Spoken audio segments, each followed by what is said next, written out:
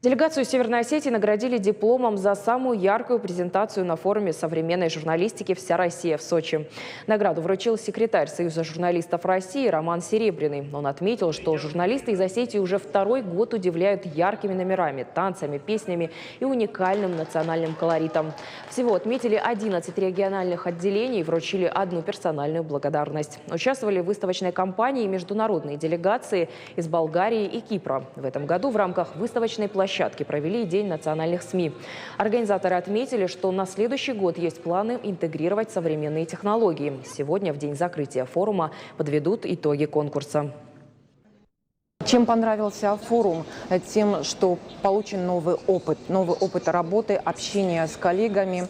А это значит, будут новые связи, новые встречи. Журналист в своей деятельности опирается на такие известные постулаты, как правда, честность, справедливость и, конечно же, помощь людям. Свою деятельность Общероссийский народный фронт выстраивает в таком же контексте.